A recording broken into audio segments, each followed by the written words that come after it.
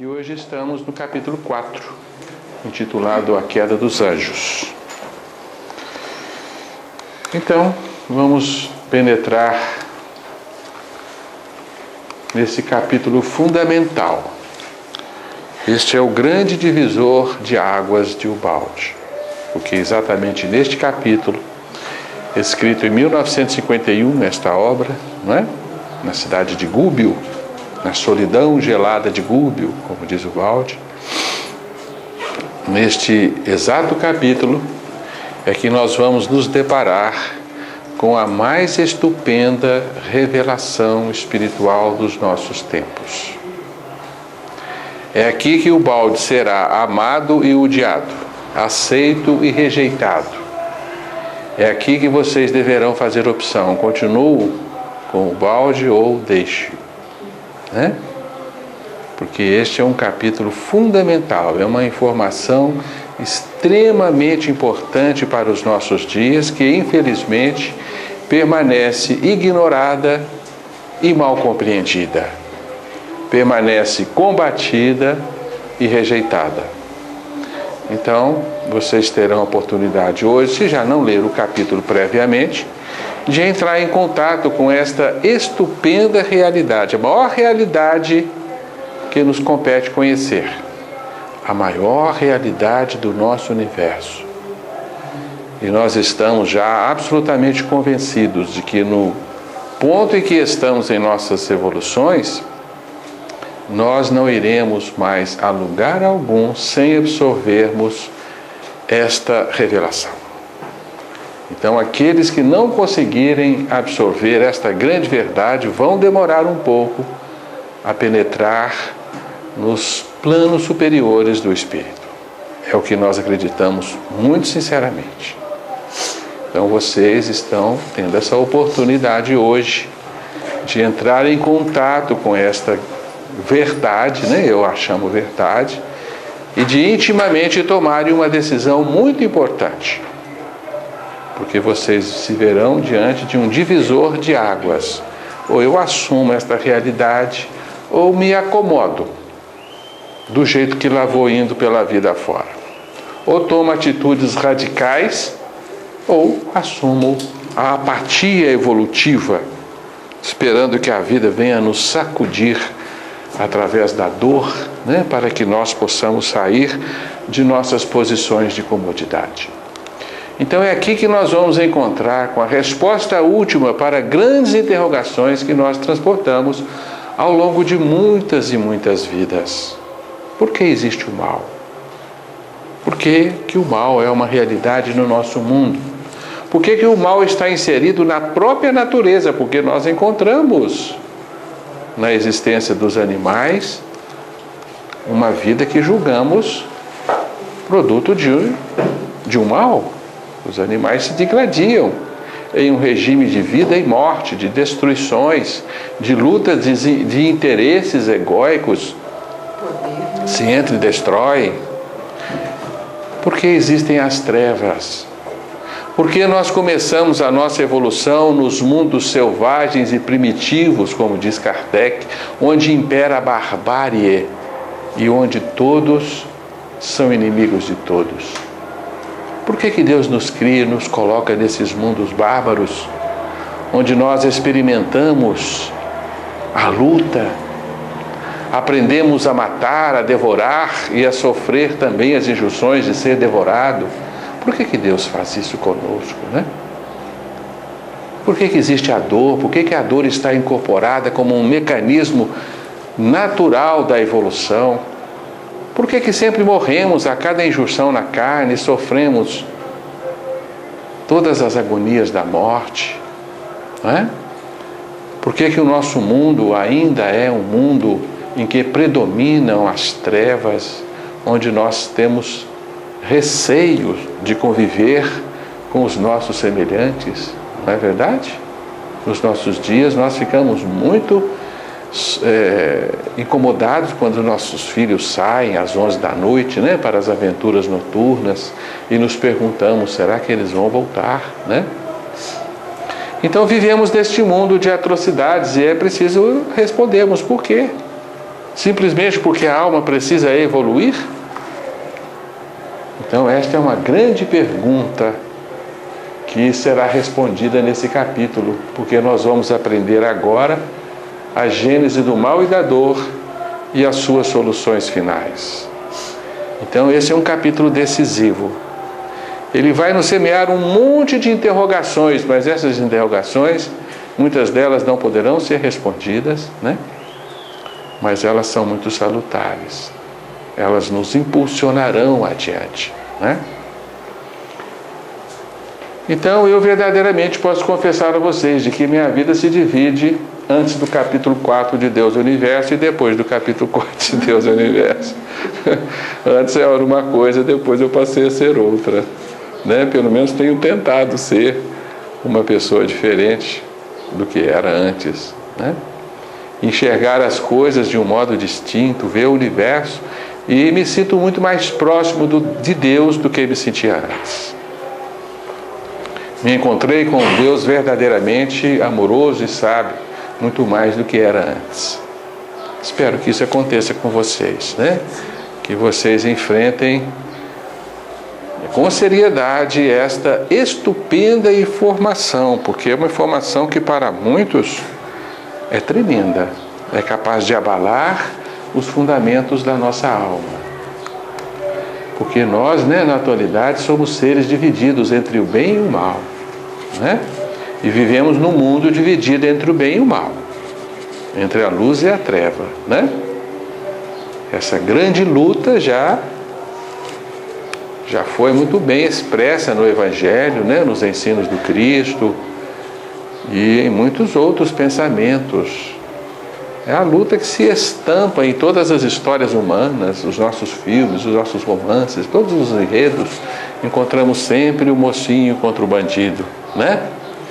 Sempre a luta do bem e do mal.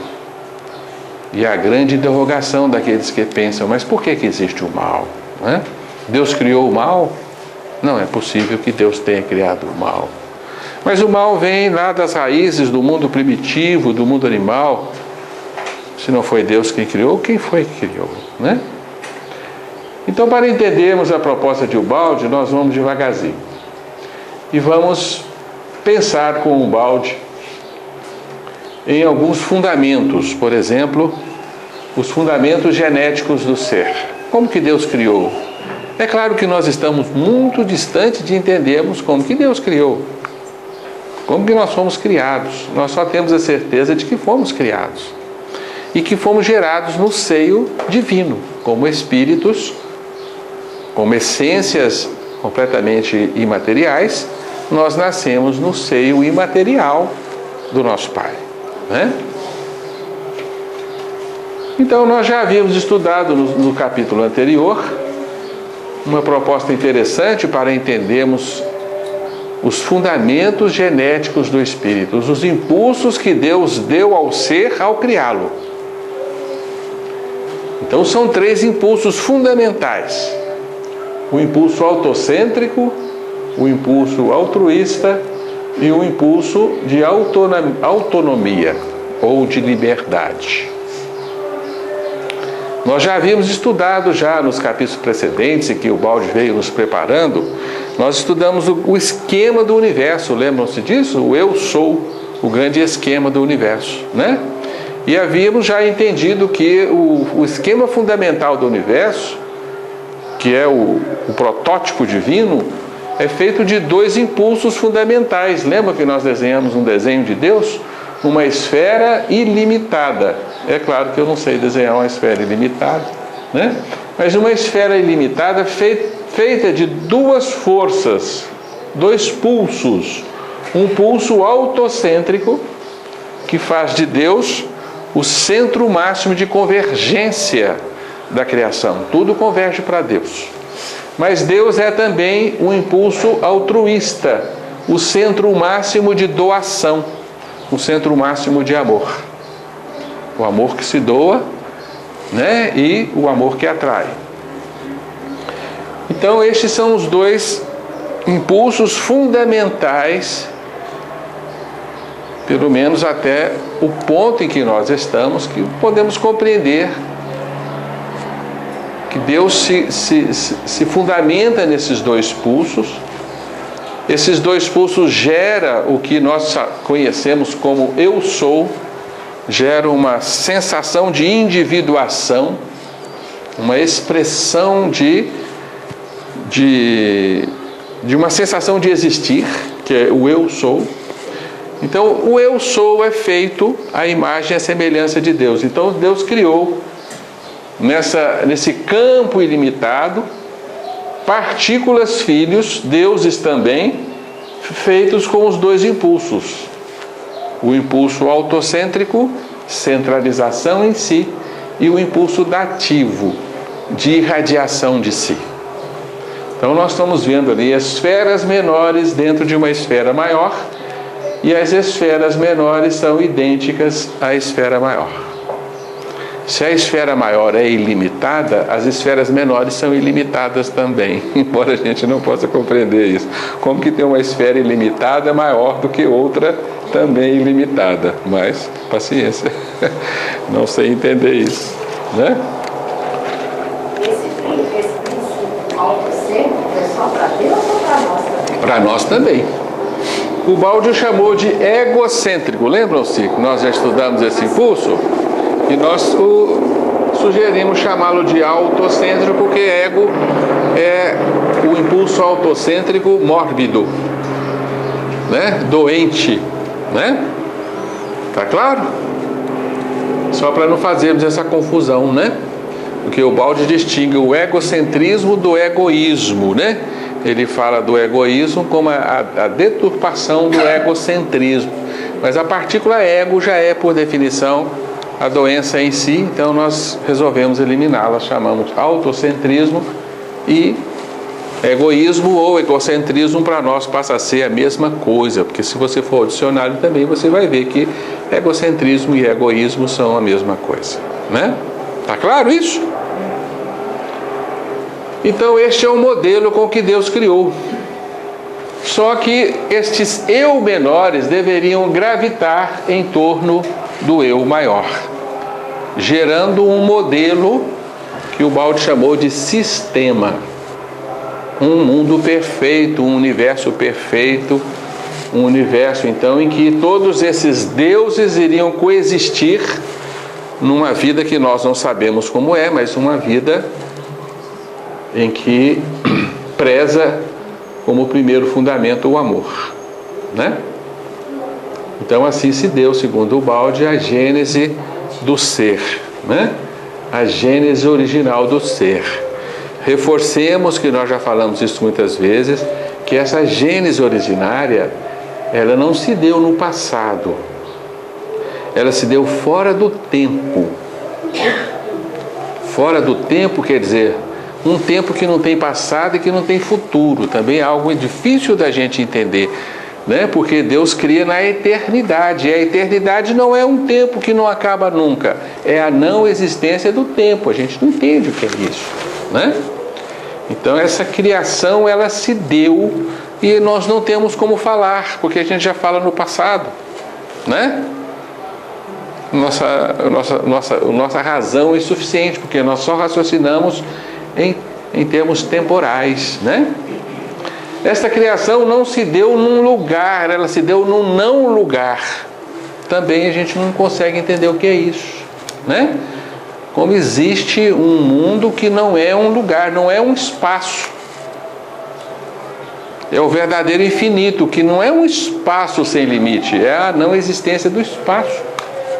Esse é o seio de Deus, é o universo de Deus, chamado absoluto ou sistema por Baudio, e que a nossa razão é insuficiente para compreender.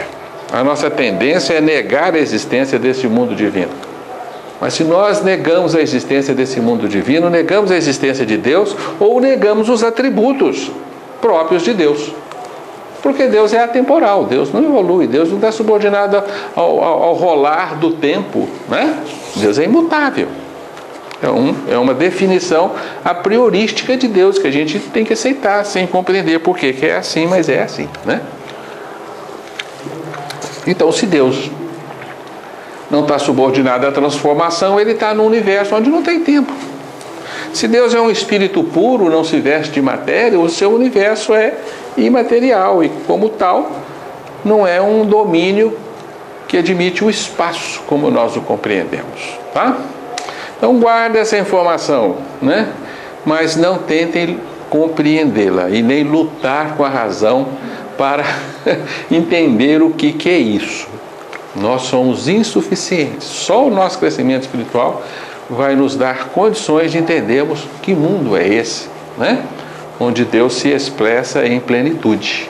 Mas negar esse mundo é negar a existência de Deus, né? Porque nós vivemos num mundo em que não é assim, né? Nosso mundo está subordinado ao tempo, temos o espaço ao nosso derredor, sofremos uma transformação permanente ao longo do tempo. Então, nosso mundo é diferente, né? Nosso mundo não obedece a esses fundamentos, gerando para nós também uma incongruência que não temos como responder. Por que que Deus vive nesse outro universo bacaninha, né? E nos colocou nesse universo, né, na maçaroca do tempo e do transformismo, onde não temos sossego, né? A gente pula miudinho, né? Por quê, né? E o amor, será que permitiria isso? Deus está lá no bem bom, ele não está sujeito a isso, e os seus filhos estariam sujeitos a esta roda evolutiva, né? Que é laboriosa, que é cansativa, né? A esta luta, né? É uma outra questão fundamental, né? Bem, mas além desses dois pulsos fundamentais, o de concentração em si da substância divina e de doação da sua própria substância ao outro e a Deus, nós fomos criados sob o princípio da liberdade, porque Deus não queria a criação de autômatos, de seres escravizados a um modelo, a um sistema que ele determinara, né? Então o indivíduo tinha liberdade de aceitar viver desta forma, mas ele poderia negar também. Ele era livre para escolher. Havia a possibilidade de escolhas. E essa possibilidade de escolha não representa um defeito da criação divina, mas pelo contrário. Essa liberdade representa a perfeição da criação divina. Porque os seres filhos foram criados livres para escolher, aceitar aquilo que Deus convidava ou negar. Então diz o balde, a criatura, parte integrante do sistema, foi constituída como um esquema menor do esquema maior, cujo centro é Deus, de acordo com o princípio já mencionado dos esquemas de tipo único, que nós já estudamos no capítulo precedente, né? Tá claro? Muito bem, então, uma vez que nós, pelo menos, estamos achando que é possível que seja assim, né? Não há maneira de entendermos de forma diferente. Entendemos então que o princípio de autonomia era também fundamental, porque todos nós sentimos em nós o anseio por liberdade. Liberdade é algo natural no ser, né? A única escravidão que nos agrada é a escravidão do amor, não é? As outras nós abominamos. Então nós todos primamos pela liberdade. Todos nós gostamos e queremos liberdade. Não é? Tanto que roubar-nos a liberdade é um grande castigo para nós, para qualquer ser vivo. Né?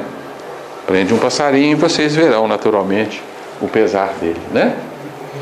O Criador exigia da criatura uma livre aceitação do sistema, um espontâneo reconhecimento das recíprocas posições nele, para então poder conceder ao ser uma livre coparticipação em sua obra, como o sistema requer, o que seria impossível com uma criatura escrava ou um autômato.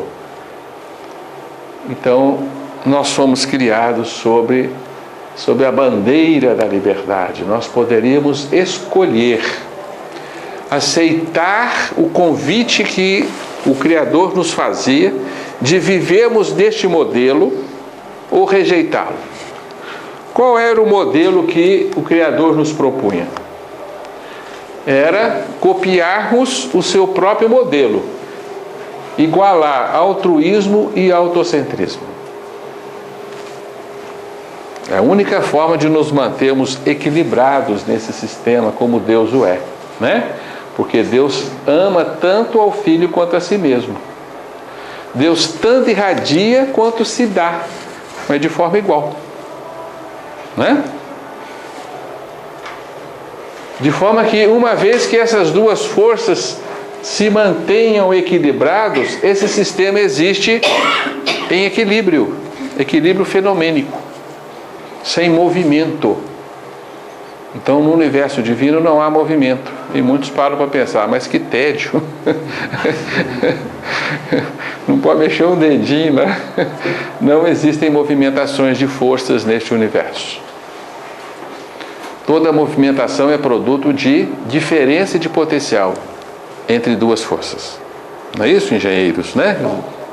Se existe uma diferença de potencial, há movimento. Se não tem, não há, né? Não é isso? É como duas águas, né? Se elas estão diferentes, uma vai caminhar para o lado, mas se elas estiverem idênticas, vai estabilizar. Então, este universo é estabilizado. A ciência moderna chama isso de supersimetria, né? O silêncio absoluto entre as forças fundamentais. Tanto que a ciência acha que o nosso universo veio deste universo subsimétrico, uma vez que romperam-se o equilíbrio dessas forças. Interessante a ciência nos falando aí de ruptura, né? De algo que rompeu, né? E chama o nosso universo, a ciência, de universo da simetria quebrada. Nós quebramos uma simetria entre as forças e geramos toda a movimentação que existe no nosso universo, né? Está claro isso? Então Deus fez o convite de nós equilibrarmos essas duas forças e mantermos-nos neste equilíbrio. Mas havia uma outra possibilidade. Qual era a possibilidade que havia para o ser? Exagerar a força autocêntrica. Amar-se mais do que a Deus e ao próximo. Pôr-se em primeiro lugar. Está claro?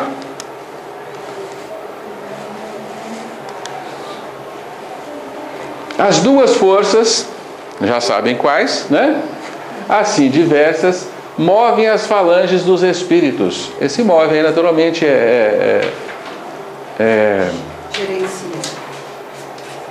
movem no sentido figurado, né? Move as falanges dos espíritos, gerencia, né? Que as examinam e pesam. Belo amor. Mas acarreta uma renúncia cheia de deveres. Uma renúncia à plenitude total do eu sou. Implica obediência, o reconhecimento de uma posição subordinada. Eis o perigo tentador: exagerar em seu juízo a própria semelhança com Deus e admitir uma pretensão de identidade. Ao invés de seguir o caminho do amor, coordenando-se com obediência na ordem, tomar a via oposta. Devendo coordenar o próprio eu sou, reforçar sua autonomia, fazendo-se isoladamente centro do sistema com sua própria lei. Imitar Deus somente para superá-lo. Responder ao doce apelo de amor com o desafio: não, Deus, eu criatura sou maior do que tu, eu sou Deus, não tu.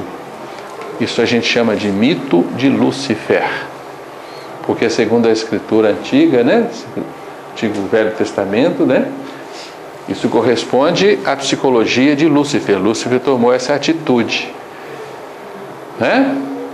Não, eu sou maior que tu, né? Certo? Então, havia a possibilidade de superestimarmos o nosso eu, tornarmos o nosso eu maior do que Deus havia nos doado essa possibilidade, né? Porque Deus nos doou o eu sou. Então havia a possibilidade de nós termos um eu maior do que éramos. Uma superestima do eu. Tá claro? Isso é bacana? Isso é muito difícil de entender, porque é só bobagem escolher isso. Se o espírito está lá, numa questão questão de equilíbrio, né? Por que de onde que vem esse pensamentinho aí? Da sua liberdade. É egocêntrico demais, né? Da Então, sua liberdade de escolha. Pois é. Vem da sua liberdade. Eu muita liberdade. Não precisa tanto não, né? Eu nunca experimei. O Balde diz que essa é uma forma infantil de compreendermos o que aconteceu. Porque o que de fato aconteceu escapa à nossa razão. Então, é uma maneira simplória de penetrarmos na compreensão deste grande fenômeno. Nós podemos questioná-lo, né, Alice? Parece que não bate bem, né? Não entra, porque se no mundo de perfeição, onde está tudo funcionando normalzinho, como é que foi acontecer esse desequilíbrio? Pois é, você pode ter achado assim, mas isso aqui... É que escapa, gente. Talvez você tenha caído por isso, isso aqui está quietinho demais. Mas eu fiquei pensando, hoje eu penso... Perfeição nossa, né? Foram poucos. Não foram poucos, não. Diz que é um terço do infinito. Só que o infinito, você divide o infinito, continua infinito. Mas mesmo aqui em sociedades, a gente vê. A gente continua repetindo esse modelo. Porque tem harmonia, vamos supor que é uma sociedade bacana, harmonia. Mas alguém, no momento, quer o poder, aquela paz não existe. A prova disso é que esse sentimento continua em nós. Pois é, mas a gente está num universo de forças quebradas aí que você falou, né? Porque nós já viemos para cá, E a gente sabe aonde que está, porque está funcionando dentro da gente, né? Mas como que isso veio acontecer num plano, né? Um plano perfeito, num convite de amor, né? Mas aqui, Gilson, começando a dar uma música deste tamanho, foi quando eu li esse parágrafo aqui, ó, na página 58 do meu livro que eu li. A possibilidade de erro estava implícita no sistema, não como uma imperfeição, prelúdio de fracasso, mas como um elemento definido e desejado para determinados fins, como sua força e não como sua fraqueza. E aí ele fala da questão de que é pela escolha, né, de gravitar ao redor de Deus, é que realmente faz sentido. Senão a gente eu coloquei esse parágrafo aqui. Então, para mim, o segredo está aqui. Mas, né? Então, a minha sugestão é para que vocês pensem com seriedade nessa informação, mas guardem a certeza de que não entendemos ainda como é que foi. Né? Porque se você acha que foi assim mesmo e isso não te satisfaz, você vai simplesmente negar essa realidade. É difícil negar essa realidade, isso que eu quero mostrar para vocês, porque isso é uma explicação muito coerente para uma série de fenômenos que acontecem ao nosso redor, né? Então, segundo o Balde, isto foi o pecado original. O pecado original foi uma superestima do eu sou. Foi uma opção pelo pulso autocêntrico ou egocêntrico, convertendo em impulso egóico, né? Boa tarde. Tá certo? Então, segundo o Balde, este foi o erro fundamental, o pecado original, a superestima do eu, né? Como esse gatinho se olhando no espelho e se vendo como um leão.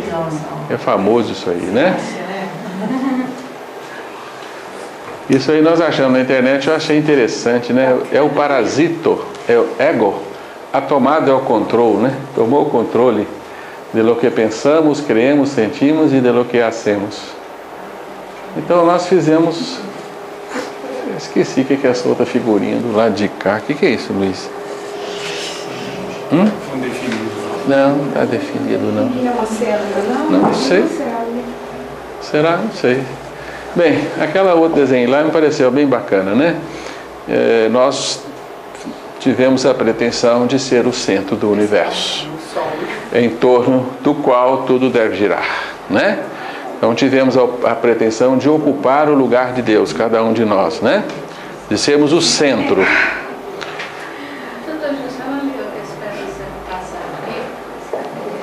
Nós vamos mostrar aqui. Fala sobre a gravitação em torno de Deus. A gente não mesmo. Não tem como, né? Foi uma burrice. Foi uma burrice. Mas quando nós priorizamos a força autocêntrica, aconteceu um fenômeno. E o ser não sabia que isso iria acontecer, ele não podia saber, porque senão a sua escolha não seria livre. Se ele soubesse que ele ia conhecer a dor, né, iria contrair e não expandir, não, eu vou ficar por aqui mesmo. E não teria sido uma escolha genuína, sincera, né? Tá claro? Então, diz o balde que esse é o único ponto em que o Filho de Deus não tinha acesso. Era o ponto em que a ciência infusa que ele adquiriu de Deus lhe vedava, né? Ele não tinha acesso a esse conhecimento para que ele não fizesse uma escolha genuína, né? Eu não comerá fruto da árvore da ciência do bem. Exato. Mas Deus falou, no dia que comeres deste fruto, morrerás. Conhecerás o dualismo. É o fruto da dualidade, né? Então nós priorizamos o autocentrismo, nós reforçamos a força de concentração em nós em detrimento da outra força. E aconteceu uma inversão. Então nós nos tornamos invertidos, nós evisceramos. Certamente vocês não conhecem essa palavra, é uma palavra usada em medicina. Evisceração é quando a luz do órgão, o interior do órgão vai para fora, o exterior do órgão vai para dentro, né? Então nós nos invertemos. O que estava dentro foi para fora, o que estava fora foi para dentro, né? Houve uma inversão do ser. E essa inversão gerou uma contração e não uma expansão como pretendia o ser. Então nós tivemos uma intenção de pretensão e o resultado foi uma contração, porque essas forças ricochetearam na lei, no escudo da lei. E do ricochete gerou-se o contrário. A expansão virou contração. Nós nos contraímos. Então todos os seres que fizeram essa opção contraíram-se, né? Houve uma contração estupenda. A cosmologia moderna chama isso de Big Crush, né? Grande concentração de forças, concentraram-se num ponto e bum, expandiram-se invertidos. Big Bang, né? Concentraram no ponto de densidade infinita, tamanho nulo, que vai gerar o nosso universo, e gera-se um universo às avessas, um universo que nasce do caos e dá gênese, dá origem à matéria, ao tempo e ao espaço. Gera-se um outro universo que não é o universo original. E o balde vai chamar de antissistema, que é o universo em que estamos inseridos, né? Um universo às avessas, invertido, né? Então esse processo de inversão é justamente, é lógico que é uma brincadeira, mas como é que a gente inverte uma esfera? Porque nós éramos esferas infinitas, não éramos como Deus? E essa esfera inverte. Como é que você inverte uma esfera? Uma das formas de inverter uma esfera é estreitar o equador da esfera e abrir os polos da esfera, né? Tá certo? Você gera uma figura antiesférica, né? Em forma de um funil, né? Que é a figura do nosso universo, né? E é a nossa figura, né? Somos seres invertidos. Aqui nós temos uma representação muito bela de Pastorino, que está na sua obra Sabedoria do Evangelho, volume 1, página 29. E é muito bacana, eu resolvi trazê-la aqui para vocês, porque é a representação da queda, segundo Pastorino. Aqui está o ser original. O espírito, ele não pôs uma esfera, né? Pôs um triângulo, não importa. Um triângulo infinito, né? Sem limites, que continha como potencial a matéria. A matéria era um potencial de realização, não era uma realidade. Era um potencial de realização no universo original. E o ser inverte, né? O que estava dentro passa para fora, o que estava para fora se oculta na intimidade, né?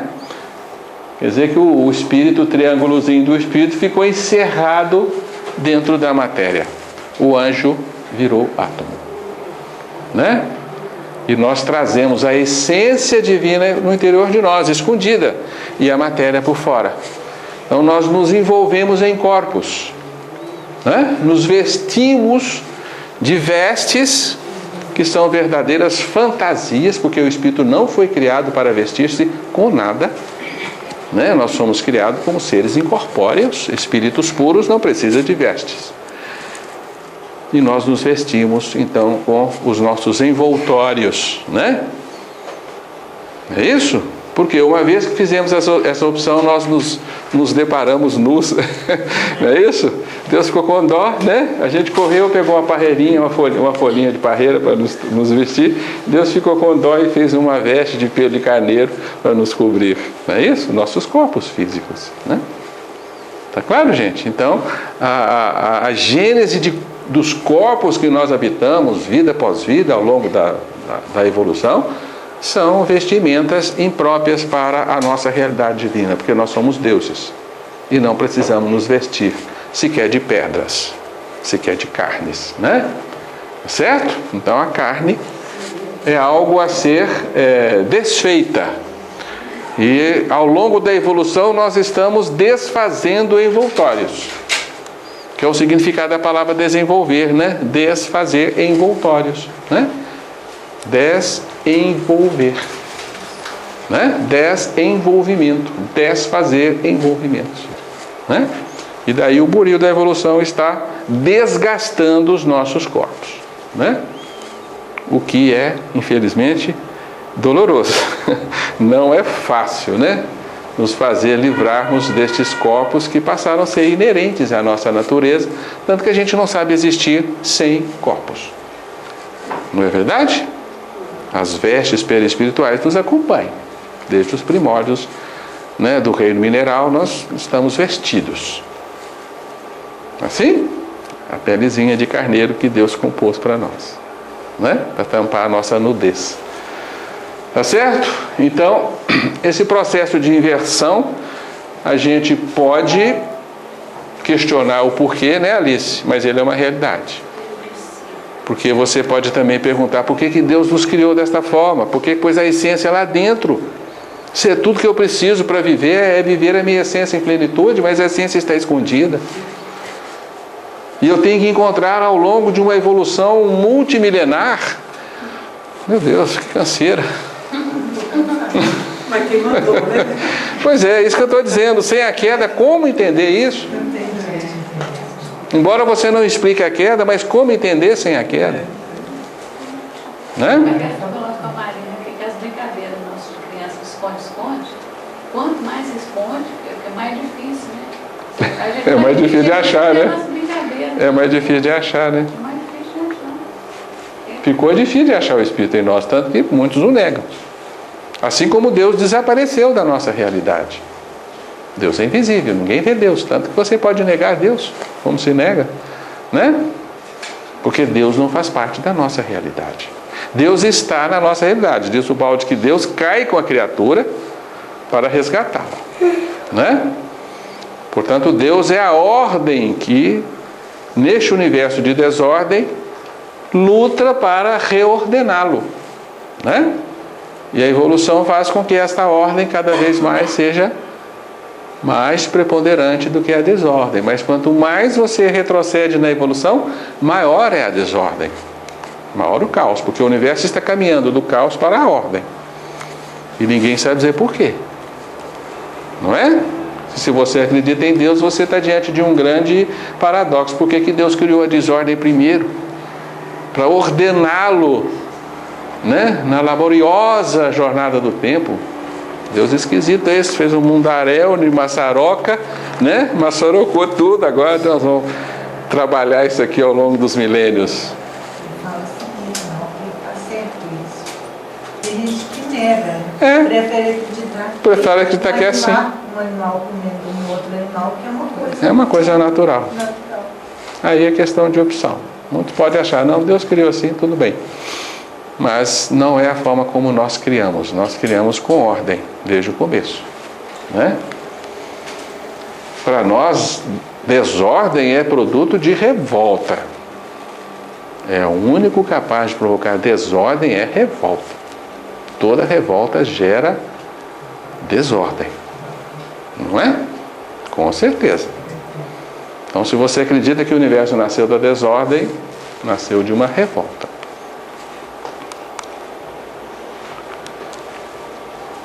Então, o Balde diz que muitos deuses menores, feitos da substância divina livremente pelo princípio de autonomia, decidiram tornar-se deuses maiores, iguais a Deus. Mito de Lúcifer. A escolha foi feita por eles, né? Por eles feita. E o universo, abalado até os seus fundamentos que estão no espírito, estremeceu e parte dele, não ele todo, desmoronou, envolvendo na matéria. Essa é a revelação fundamental de Ubaldi, que vocês vão ter muita dificuldade. Alguns aceitam, outros não. Outros preferem ignorá-las, outros não querem saber. Então aqui o Ubaldi está dizendo que a matéria nasceu de um processo de revolta, de uma negação de fundamentos divinos, de uma intenção hipertrófica, de uma contração do espírito, que se chama queda do espírito. Então a matéria é uma deturpação, é uma anomalia. E há pouco tempo me deparei com um físico dizendo que a matéria é produto de uma deformidade do campo.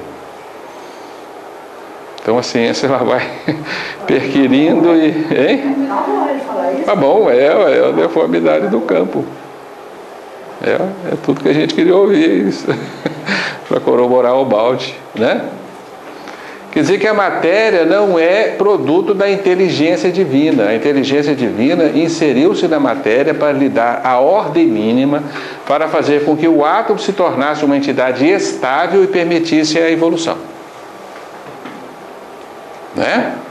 E hoje a ciência se pergunta por que o átomo é uma entidade estável. O que a tornou uma entidade estável? Porque tinha tudo para não ser. Né? Então, para que a matéria fosse uma entidade estável, certas leis tiveram que interferir na gênese da matéria, fazendo com que o próton tivesse a mesma carga elétrica do elétron, embora um fosse 1000 vezes maior que o outro, mas eles têm exatamente a mesma carga elétrica, um positivo, o outro negativo. Mas as definições que o homem consegue fazer nas escalas, né, depois da vírgula, ele vai medindo e mede o outro também, é tudo igualzinho. E os cientistas se perguntam, mas por quê? Né? É apenas um exemplo, né, que nós damos para vocês, porque a matéria tinha tudo para não ser uma entidade estável, né? Então, segundo o Balde, o nosso universo é produto de uma derrocada, o nosso universo é uma doença, né? E nós somos células mórbidas dentro deste universo. Aí isso aí começa a machucar um pouco o nosso amor próprio, nosso orgulho, né? E você tem dificuldade de se ver como alguém que fez uma opção estúpida, né? Alguém que... Aí não dá, aí você deixa o balde porque você tem dificuldade de aceitar isso. Mas se essa verdade se introjetar em você, vocês verão que estupendo que é. Né? Ela vai te fazer bater no peito e dizer assim, Senhor, perdoa-me, né? Porque eu sou um pecador. Eu tive né? dificuldade de aceitar essa verdade, porque eu pensei assim, poxa, quer dizer que Jesus caiu junto com a gente? Ah, não. Aí eu fiquei falando, ó, gente, sério? É sério? Mas ele voltou muito mais depressa. Pois é. Passado o choque inicial. Você já veio sabendo, escolhido, amando tanto que ele pôde voltar rapidamente. Seria isso? Ele já veio numa condição diferenciada. Não sabemos se ele veio. Isso aí ainda é ignorado por nós, né? A gente entende que a queda ela foi subordinada a um processo hierárquico, que é uma discussão mais avançada do processo de queda, e que cada um caiu com um potencial diferente do outro, né? Isso aí é mais para adiante. Tem que evoluir mais um pouco. É certo que a queda foi devida à falta de conhecimento das consequências da revolta. Nós não poderíamos saber as consequências que adviria disso. Mas é também certo que a criatura não poderia ser onisciente, igual a Deus.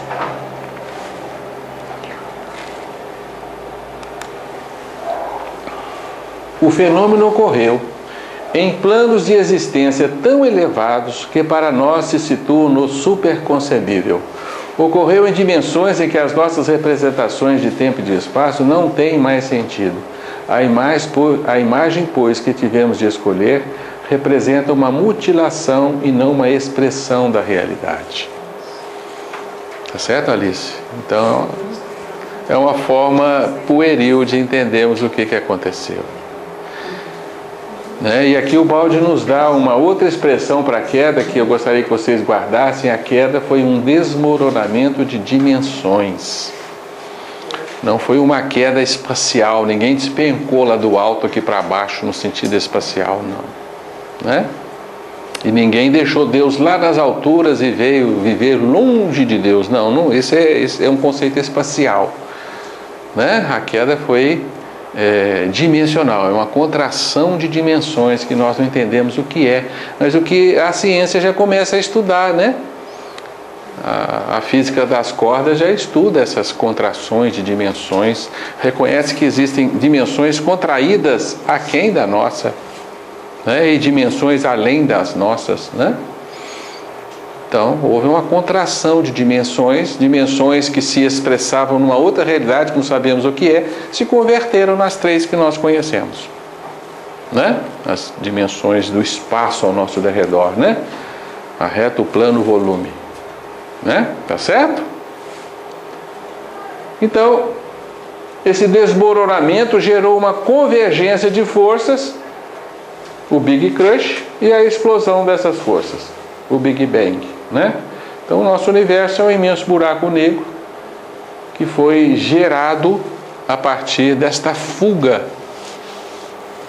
das potências divinas, representada por todos aqueles seres que tiveram essa intenção, crescer além dos limites. Resultado, contraíram-se aquém dos limites, E agora a gente continua reverberando essas duas forças ao longo do tempo, Expande, contrai, expande, contrai, expande, contrai. Só que expande sempre um pouco mais do que contrai e estamos voltando à plenitude, O Evangelho chama de glória, É isso? Quando Jesus fala, para que eu tenha a glória que eu tinha, É demais. Claro que é. Só o infinito do nosso sistema é estranho, É um infinito limitado, não é um infinito verdadeiro, Isso é finito. Já está provado que é finito. O nosso universo é infinito, é uma infinitude fechada. A gente não entende o que é isso. Infinitude fechada. É esquisito, Oi? Tem fim? Tem fim. Mas o fim não está nele mesmo, o fim está além dele. Vai entender. Onde é que acaba uma reta? Onde é que acaba uma reta? Um ser que vive numa reta, como uma formiguinha, ela vê limites de uma reta? Não, ela só sabe olhar para frente e para trás. Então ela olha na reta, essa reta não acaba nunca. Olha para trás, essa reta não acaba nunca. Eu estou no lugar infinito. Ela não reconhece nada do lado dela. Onde que acaba uma reta? Acaba nos seus limites laterais, Que é o plano, tá certo? O plano é onde a reta acaba. A reta acaba no plano. Mas a gente não sabe colocar o ponto onde isso acontece.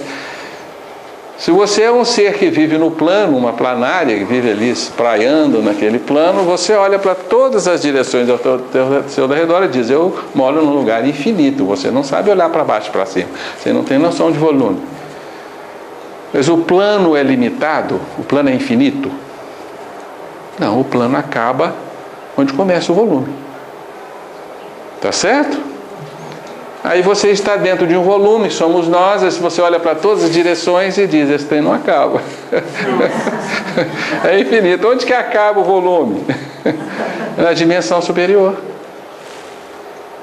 Mas eu só reconheço a dimensão superior quando eu estiver fora dela, porque dentro dela eu não sei o que é. Assim como quem vive na reta não sabe o que é o plano, quem vive no plano não sabe o que é o volume. E nós estamos no volume e não sabemos o que é a hiperdimensão. O mundo do absoluto, o mundo divino, está além do espaço e do tempo. Então o volume acaba onde? Onde ele evolui para o hiperespaço. Mas a gente não entende isso, porque isso não é localizável. Bem, essas coisas tem que começar a bater assim na nossa cachola, bate, né, e volta aí. Uma hora a gente vai conseguir entender essas coisas. Mas pelo menos você começar a saber que essas coisas estão reverberando aí fora, já é um bom começo, né? Porque se você está completamente alheio a isso tudo, então você vai demorar mais para chegar lá, né?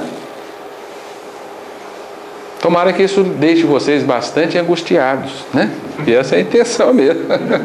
Tirar a gente do sossego, começar a pensar nessas coisas. Não sei se dá não, você fica meio intrigado com esse negócio, você fica meio... de repente... igualzinho, já me falaram certa feita, esse cara tá doido, está querendo saber se o universo é infinito ou não, onde é que acaba o universo. E fica uma coisa muito esquisita, você começa a pensar nessas coisas, né? Os meus meninos que falaram isso uma vez, e o pai queria saber se o universo acaba. Você acaba em algum lugar. Parece coisa de doido, né? Então a queda foi um desmoronamento de dimensões. É aí que está, você, né, Margarete? Acho que esse pedaço que você citou aqui, né?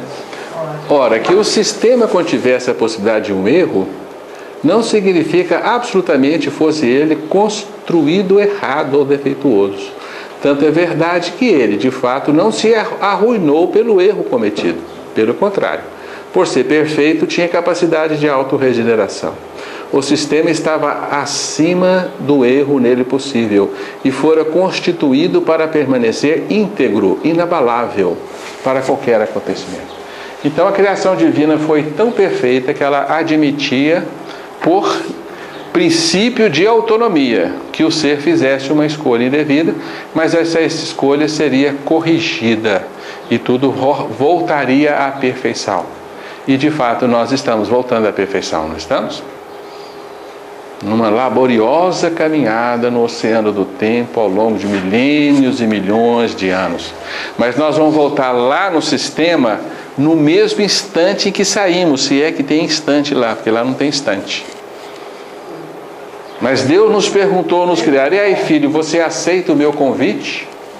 Aceita o meu pacto de amizade, como diz a Bíblia, né? E nós negamos o pacto de amizade e passamos por uma viagem, fomos embora, pedimos a nossa herança, né? E chegamos lá de volta no mesmo momento. E aí, filho, aceita? No mesmo instante. Estão entendendo? Porque isso está fora do tempo, então é no mesmo instante. Isso para Deus não representa essa multidão de milhões e milhões de anos que é para nós, né? E quando a gente sair dessa maçaroca toda, a gente vai olhar para isso como um piscar de olhos. Eu apenas pisquei os olhos. Não tinha olho para piscar não, mas foi uma piscadela. Né? Uma cochilada. Cochilei um pouquinho. E tudo vai continuar perfeito como pretendido pelo Criador. Né? Quando nós retornarmos como os filhos pródigos. Tá?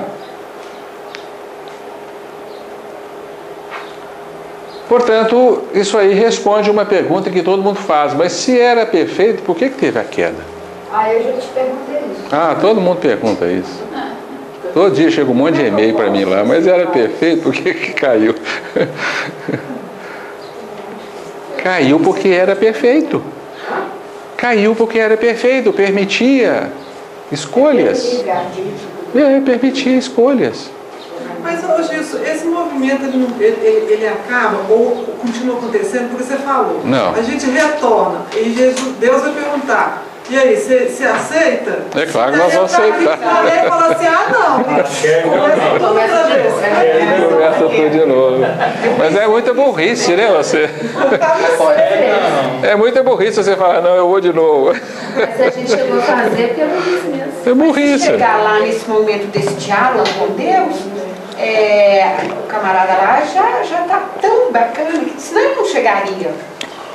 Estaria tão evoluindo numa condição tal que ele não teve capacidade de chegar no momento do diálogo. E a maior alegria possível ao espírito é o amplexo divino, é o êxtase que a gente experimenta no contato direto com Deus. E quando a gente experimentar isso, nós não vamos querer saber de mais nada. Apesar de ter querido antes. Pois mas Mas nós somos deuses relativos, ele é o absoluto. Então, Nós somos deuses absolutos também. Nos vestimos de relativo. Claro, nós somos feitos à imagem e semelhança de Deus. Claro.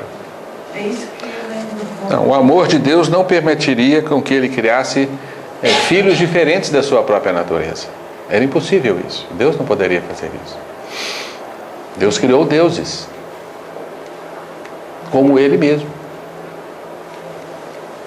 Sede perfeitos como perfeito é o vosso Pai, falou Jesus, né? Demais, parece que... Não é castigo, é consequência. É porque nós ainda não aprendemos a dimensionar o erro. O erro para nós nos parece muito pequeno, mas nós não sabemos ainda direito o que foi esse erro. Mas o castigo foi grande demais. Outros me falaram assim, se um mundaréu de espírito caiu, quando os alunos todos tomam bomba, o problema é do professor. Mas aí não foi todo mundo, né? Não foi, mas foi um número fantástico. Foi um número fantástico. Mas caiu todo mundo uma vez, foi assim, então eu vou juntar a camada toda aqui e vou perguntar, fica ou vai? Aí o rapaz falou, vou, o outro rapaz falou, fica, e foi pontual assim? Foi pontual assim. Lá não tem tempo? Lá não tem tempo. É todo mundo junto. Isso se deu fora do tempo, a gente não consegue imaginar o que seja. O raciocínio não funciona. É um ponto que... É um dia de cada um, não é? É, ué. A quantidade, o tamanho da queda. O potencial de queda, parece que teve isso. Não vou entrar nisso agora, não. Essa questão é complicada e agora não é o momento da gente entrar nela, né? Na hierarquia da queda, né? De qualquer forma, isso está naquilo que a ciência chama de singularidade. Já viu falar da singularidade da física? No ponto de singularidade, as leis físicas fenecem. Não tem como, não tem tempo, não tem espaço, não tem lei física, não tem nada. É uma outra ciência, né, para lidar com isso. É um outro tipo de conhecimento, é uma outra habilidade que nós não temos ainda, que é a superconsciência, né? Está além da nossa razão, né? Então agora a gente vai atravessar a vida aí nessa dúvida, né, Alice? Isso é verdade, não é? Mas aconteceu, foi isso, não foi? Por que foi, por que não foi? Né? E nós vamos ficar nessa dúvida, tá? E vamos conviver com elas, porque se a gente tirar esse modelo, nós vamos ter dificuldade de explicar uma série de fenômenos do nosso universo. Isso é o que importa. Porque aqui, segundo o Balde, está a gênese do mal, a gênese da dor, a gênese das trevas, né? A gênese da morte, a gênese de todos os elementos negativos que fazem parte do nosso universo e que não podem ser imputados a Deus. Né? A gênese da luta, do atrito, da seleção natural, do animal que come um outro, né? De todo esse regime de vida, né? O que aconteceu aqui?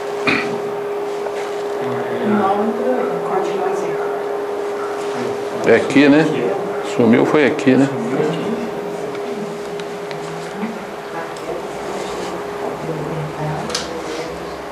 Bem, aqui são figuras do paraíso perdido, né? mostrando aí numa linguagem muito infantil que teria sido a queda dos anjos, né?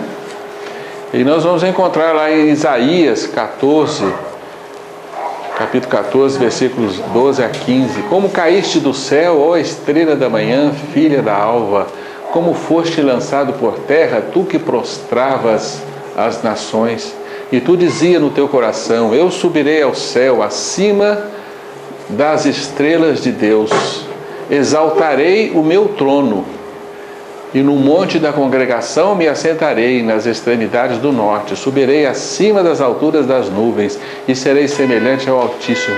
Contudo, levado serás ao Seol, né? Ao mais profundo do abismo. Aí está exatamente a intenção hipertrófica e a consequência, a contração. Mito de Lúcifer, né? E o Balde está nos dizendo assim, isto é cada um de nós. Cada um de nós vivemos isso. Nós ainda somos a reverberação desses sentimentos. A nossa vida é feita assim. É só sair aqui na rua, no trânsito, você vai ver isso aí. Um quer passar por cima do outro, um quer ser mais do que o outro, um quer ser mais bonito, mais rico, né? Ter mais prestígio, ser mais benquisto, né? Mais amado, e vai por aí afora, né? O outro que se dane, não é assim? É o psicologismo do espírito caído, é este. Então nós partimos de uma revolta fundamental e geramos um universo às avessas onde vivem esses revoltosos, esses rebeldes. O nosso universo é um digladiar permanente de interesses desde os seus primórdios, onde todos são prioritariamente rebeldes, todos são contra a imposição de qualquer ordem, desde o começo. Agora a gente está mais ou menos, né? Mais ou menos, né? Bem mais ou menos. Ah, não? Está muito. O mundo está um hospício. Continua um hospício. Isso vem dessas origens, vem lá desse fundo, vem lá de antes da evolução. Isso é que é importante, o Balde, vem antes da evolução. Isso gera a necessidade da evolução, porque a evolução é um processo que destrói o negativo e reconstrói o positivo. Então, a evolução é um desfazimento de qualidades impróprias e um refazimento. Agora estou falando refazimento de qualidades próprias. O trabalho da evolução é esse, não é? Você tem que lutar contra a animalidade e deixá-la para trás, sobrepor a ela, né? E abandoná-la como algo impróprio. Mas como é impróprio? Pois é, mas como que é impróprio se eu fui educado nela milênios e milênios e milênios? Por que Deus me deu uma lição imprópria para depois me exigir uma pesada renúncia para abandoná-la, né? Por que a lei da vida me ensinou a tirar a vida do outro em benefício próprio? E vem Jesus e fala, aquele que quiser a sua vida, perderá. Aquele que doar a sua vida, ganhará. Mas isso é antibiológico. Mas aí é judiação. Agora você vem falar isso?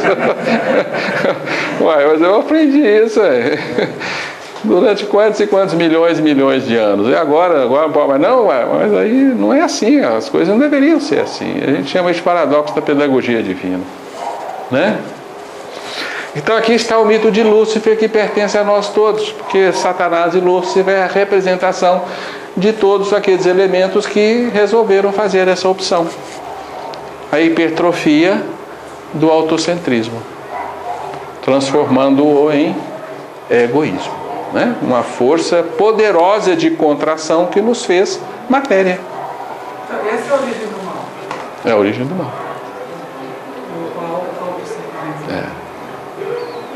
Porque agora cada um é inimigo do outro. Cada um luta por seus próprios interesses. Né? O mal gerou daí. Sim. Desse pontinho do egocentrismo, eu quero. Nós estamos lá na beiradinha lá, com o pezinho lá, eu não sei. Aí você fala, vou cair. Eu falei, eu também. Mas eu quando eu cair, eu sou isso que eu sei. Maior. Aí você fala, não, eu vou ser. Aí gerou o mal. E aí isso multiplicado por quintilhões, virou o mal. Virou o mal. Quintilhões vezes maior. Virou um universo às avessas, um universo de trevas, de lutas, de dores, que precisa ser corrigido. É difícil, né? É. É difícil, mas se você tira essa opção, você se encontra com esse universo e fala, mas Deus criou isso? É melhor não acreditar em Deus. Na verdade, acaba sendo um alento, né? A gente sabe que isso. Com certeza. Com certeza, porque senão fica difícil. Mas Deus criou isso só para educar o ser, mas precisava. Falta sentido, né? Falta sentido nisso. Claro.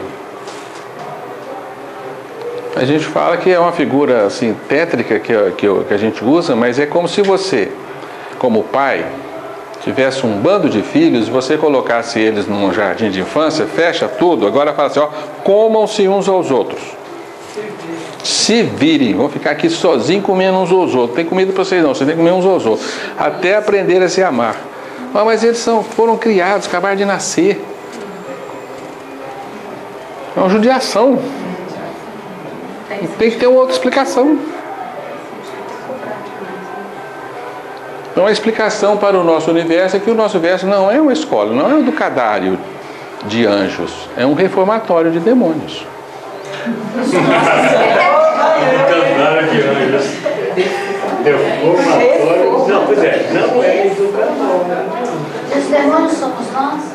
Basta olhar no espelho. Não tem dúvida. Basta olhar no espelho para a gente ver um demônio. Olha no espelho. A gente não tem chifre mais, nem rabo, mas já tivemos. Com certeza nós já tivemos. Unhas, garras, a gente ainda tem algumas garras, algumas unhas, mas, né? Mas já tivemos. Os demônios somos nós. Nós somos os anjos caídos. É engraçado, Isaías, isso é Antigo Testamento. Antigo Testamento, Isaías é uma visão estupenda de um médium fantástico, né? Falar com terra, nuvem, porque não tinha como. É claro, eles são figuras de linguagem. É verdade, você não pode tomar isso ao pé da letra, claro. Mas é bacana, a visão de queda está estampada aí dessa, né, de uma forma até poética, né?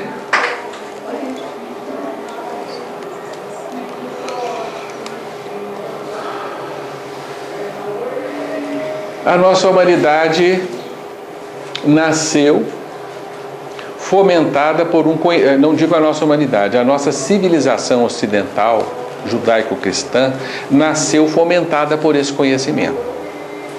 Porque nós aprendemos que, né, somos filhos de Adão e herdeiros do pecado de Adão. Visto que nós alimentamos até um século atrás, né?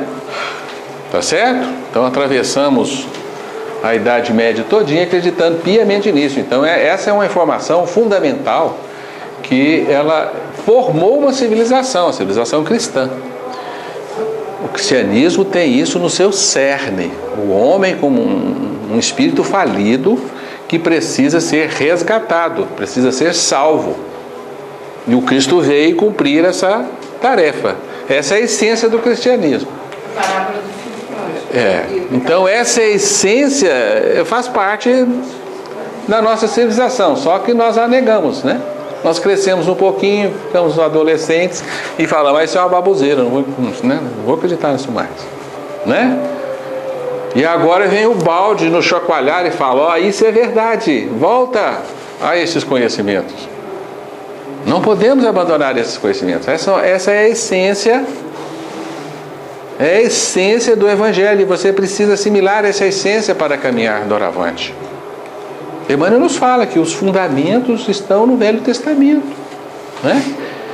E que o Evangelho é o edifício da redenção humana. O que é redenção? Salvação.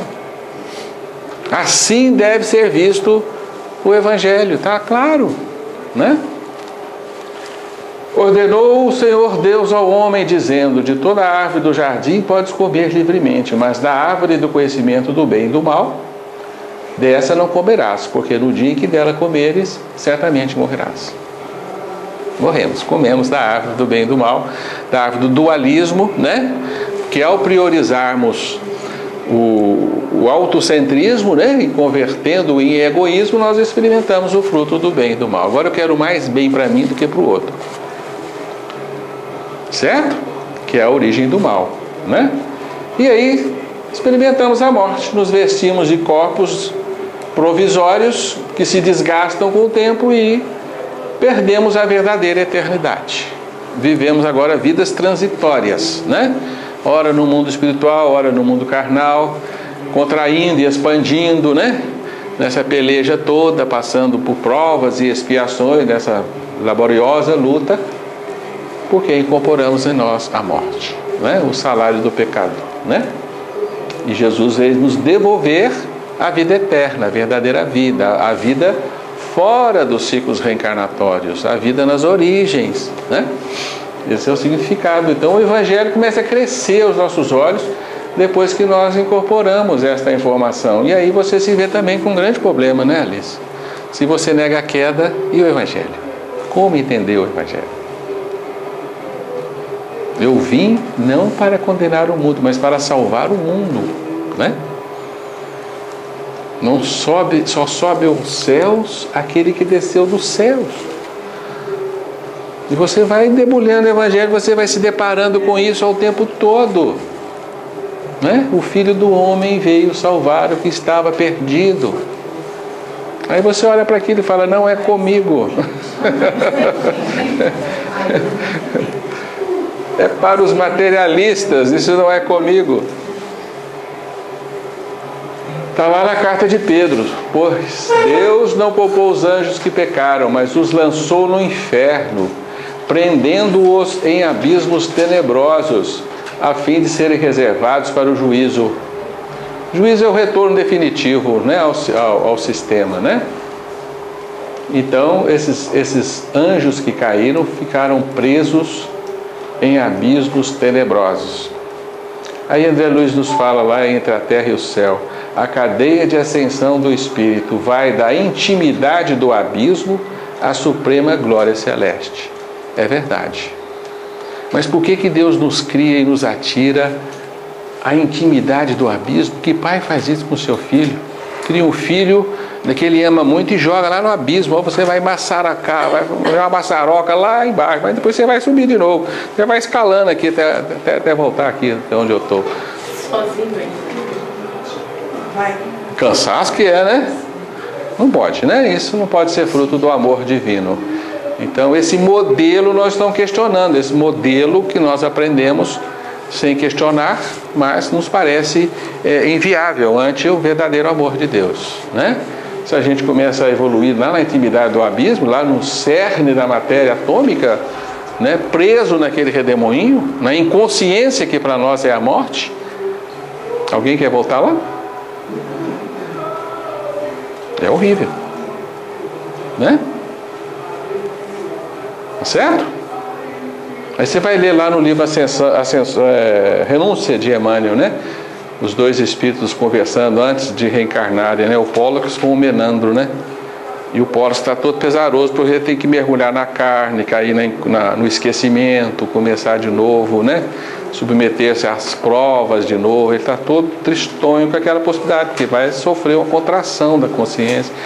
E o Menandro fala com ele, que isso? A grande queda já aconteceu, essa não é nada. Textualmente está assim, né? Então o primeiro mergulho na matéria já aconteceu, a grande morte já aconteceu. Essa pequena morte agora que você vai enfrentar reencarnando, isso não é nada, né?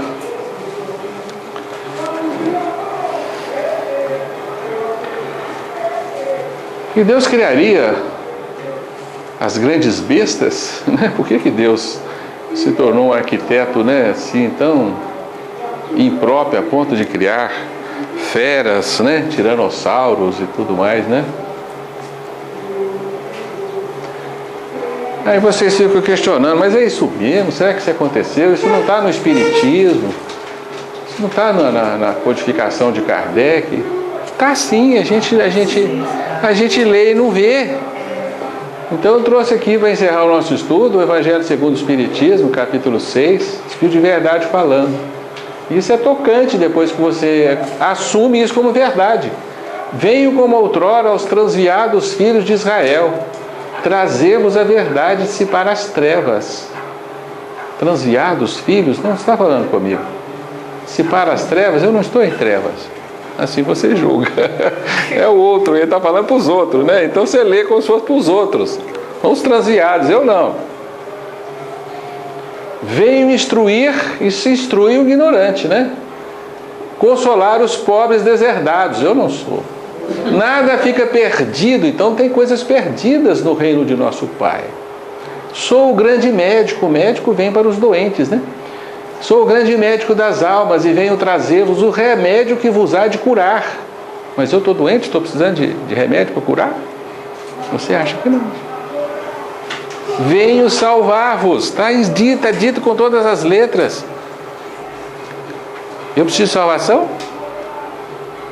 Já falei inúmeras vezes para vocês, né? Li há um tempo atrás, numa revista espírita, um artigo muito bem escrito, né? Por um espírita muito inteligente da nossa nação. O título é assim: salvação não obrigado. E ele prova que a gente não precisa de salvação, tanto que a gente nega a salvação, né? Salvação é coisa de crente, não é?